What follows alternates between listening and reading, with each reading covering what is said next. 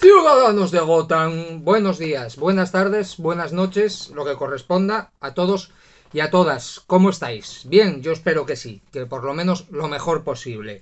Bueno, pues volvemos con reseñas de cómics DC, solo que no se trata de la línea de cómics, digamos, usual, habitual, no se trata de renacimiento, por decirlo de alguna manera. En Estados Unidos DC Comics tiene una línea para jóvenes adultos que en nuestro país ha decidido publicar Editorial Hydra, y este ha sido el primer volumen que han sacado, Harley Quinn Cristales Rotos, que es una suerte de revisión de origen del personaje. Al guión tenemos a Mariko Tamaki y en el dibujo un inconmensurable Steve Puch, o como quiera que se lea esto. Y tengo que calificar de inconmensurable al dibujante antes que a la guionista a pesar de las críticas que he leído, porque la verdad es que me ha impactado mucho más a nivel visual que a nivel argumental. A grandes rasgos. Hablamos de la primera juventud de Harley Quinn, bueno, de la segunda, de la juventud de Harley Quinn en definitiva, tiene 15 años, nos cuenta cómo Harley Quinn es enviada por sus padres a casa de su abuelita como Caperucita, analogía que hace en el cómic, pero allí no hay ninguna abuelita. Se encuentra con un hombre que vive solo y que se hace llamar mamá. ¿Y por qué se hace llamar mamá? Bueno, pues porque es una reina drag que tiene pues montado, por decirlo de alguna manera, o es el alma visible de un grupo de drags que son los que darán un poco la acogida a esta encarnación de Harley Quinn. De igual manera y forma que en la continuidad de Conner y Palmiotti, si recordáis aquella etapa, Harley formaba una familia con aquella suerte de freak show en el que uno era un chico cabra, otro era un huevo con piernas, no sé si os recordáis, los que lo habéis leído seguro que sí. Bueno, pues aquí también le buscan una familia no muy convencional, en este caso bastante más realista, compuesta por drag queens. Estas drags son las que le dan al final el nombre y la apariencia de Harley, las que poco a poco, bueno, pues la ayudan a componer su personalidad y en las que finalmente se apoya para seguir sobrellevando su vida aquí en Gotham. También tenemos a una versión mucho más combativa, o más combativa, porque Poison Ivy ya es un personaje muy combativo, de Ivy. No es Poison todavía, o vamos, no sé si lo será alguna vez, pero aquí es Ivy, una muchacha a la que conoce en el instituto local y de la que se hace muy amiga. Y sí, ya sé que algunos estaréis viendo un patrón que nos gusta porque la agenda bla bla bla, mucho travesti, mucho gay, mucho personaje negro con cambio de raza, ya hablaré de eso después.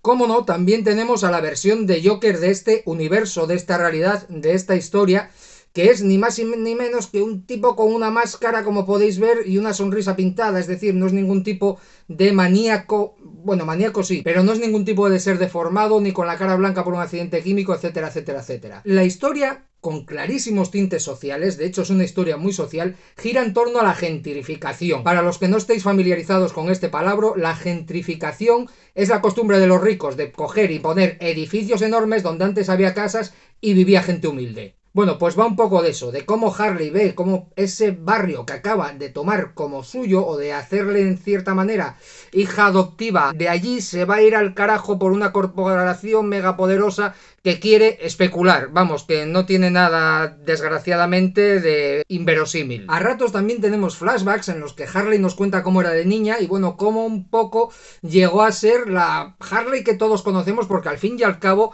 a pesar de que su entorno no sea al que estamos acostumbrados, no deja de ser la Harley Quinn gamberra y surrealista que conocimos y amamos, insisto, con Conner y Palmiotti. Y es que Mariko Tamaki ha tenido muy presente esta última iteración del personaje de la mano de este matrimonio, de Amanda Conner y Jimmy Palmiotti, que para mí, si habéis seguido las reseñas, y si no os invito a que las sigáis aquí en el canal, para mí ha sido una etapa en los cómics maravillosa. De hecho fue la etapa que me reconcilió con un personaje como Harley Quinn que a mí, antes de todo esto, me sobraba y mucho. Como os decía antes, me ha impactado más a nivel visual que a nivel argumental, pero ahora voy a matizároslo.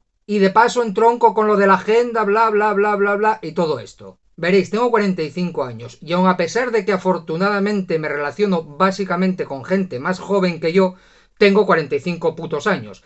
Y esta historia está escrita para gente más joven que yo, lo cual ni muchísimo menos me excluye como lector porque he disfrutado y mucho su lectura, pero sí que hay momentos en los que sientes que la obra no habla contigo o no habla un lenguaje con el que estés particularmente familiarizado.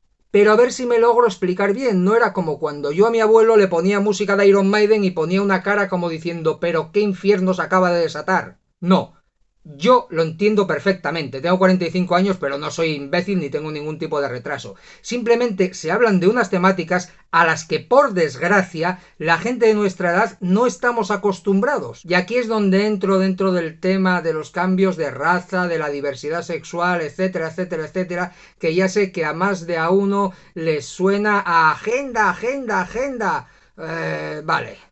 Simplemente son realidades que en nuestra época, por cierto, no sé vosotros, pero mi época es esta, tanto como lo fueron los 80, pero digamos que en nuestra época más impresionable, o en la época en la que estábamos echando los dientes en esto de la lectura, eran temáticas que estaban ocultas, a las que no se le daba una difusión pública. Realmente no es que haya una agenda ni nada, sino que hemos avanzado como sociedad y hay cosas que antes simplemente no tenían visibilidad. Así que si eres un poquito analítico y tienes dos dedos de frente, pues sí, esto te choca porque el lenguaje no es al que estás acostumbrado, pero te das cuenta que eso te choca para bien, porque si, insisto, tienes la mente abierta y estás dispuesto a seguir viviendo en 2020 y no en 1993, querrás que las historias te cuenten cosas nuevas y que te pongan un poco al cabo de la calle en un momento en el que a lo mejor por circunstancias vitales y sociales estás un poquito apartado y es totalmente lógico. Así que sí, en muchos sentidos, Cristales Rotos no me habla a mí, pero eso no significa que no sea para mí. Posiblemente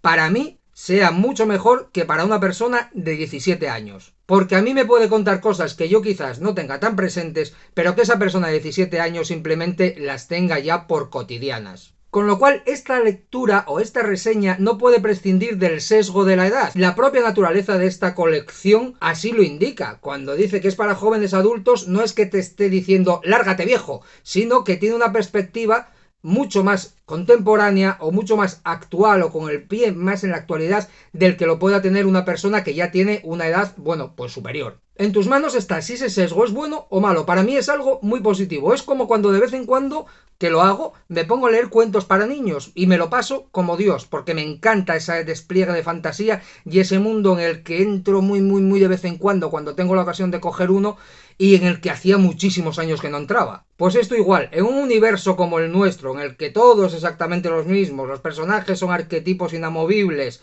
y no queremos que se muevan, a mí por lo menos me gusta que de vez en cuando me den una patada en la conciencia y me digan, hey, no te quedes aparcado ahí. A un nivel puramente objetivo, me parece más que recomendable, quitando todas estas implicaciones sociales, de edad, etcétera, etcétera, me parece altamente recomendable, me parece un origen de Harley Quinn que yo firmaría, aun a pesar de que el origen de mi Harley Quinn, como siempre digo, pues hay muchos Batman, pues hay muchas Harley Quinn y hay muchos personajes, ¿no?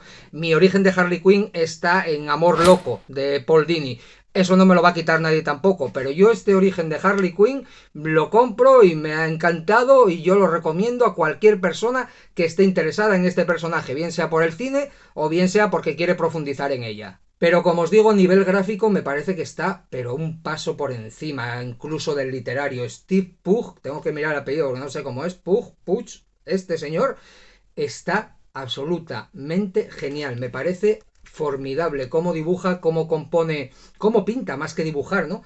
Cómo compone las viñetas, el trazo que tiene, me parece muy a tener en cuenta y quizás eché de menos una edición un poquito más grande porque como veis no es que sea tamaño manga, pero es una cosa que está entre el manga y el comic book norteamericano. Pero vaya, que en cualquier caso no se deja disfrutar de ninguna de las maneras, ni el guión ni el dibujo. De verdad que os lo recomiendo efusivamente y quiero dar mi enhorabuena a Hydra por esta iniciativa porque yo creo que hacen falta cosas así porque los de 45 y superiores estamos ya más que amortizados en esto del cómic y hay que atraer gente nueva al mundillo que luego nos quejamos de que la gente es que no lee nada, pero cuando les dan algo nuevo a lo mejor lo leemos y decimos ¡hostia! Aquí hay una agenda sexual o como puñetas le diga esta caterva de gente. Muchísimas gracias a todos y a todas. Nos vemos en la siguiente reseña que posiblemente también sea de esta línea editorial y cuidaos mucho y mucha salud.